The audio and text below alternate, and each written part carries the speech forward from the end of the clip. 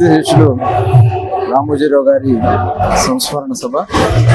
ఆంధ్రప్రదేశ్ రాష్ట్ర ప్రభుత్వం ఆయనకి నిజమైన ఘన నివాళులు అర్పించాలనే ఉద్దేశంతో రాష్ట్ర ముఖ్యమంత్రి చంద్రబాబు నాయుడు గారు, పవన్ కళ్యాణ్ గారు ఈరోజు మరి పెనమలూరు కాన్స్టిట్యున్సీలో ఏర్పాటు చేయడం జరిగింది. దీనికి పెద్ద ఎత్తున రైతులు కానీ, రాష్ట్రమే కాదు దేశం నలుమూల నుంచి కూడా చాలా మంది ప్రముఖులు వచ్చి ఆయన నివాళులు అర్పించడం జరుగుతోంది.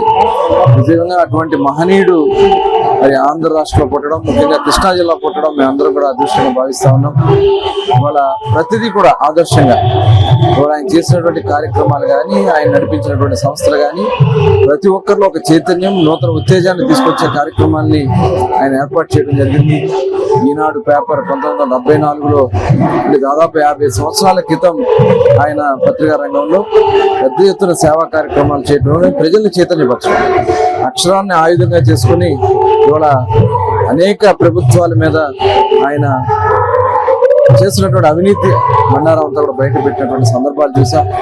అదేవిధంగా అన్నదాత కానీ, మరి రామోజీ ఫిలిం సిటీ ఇవాళ భారతదేశంలో కాదు ఆసియా ఖండంలోనే అతిపెద్ద ఫిలిం సిటీని ఏర్పాటు చేసి ఒక చక్కటి స్ఫూర్తినిచ్చినటువంటి వ్యక్తి.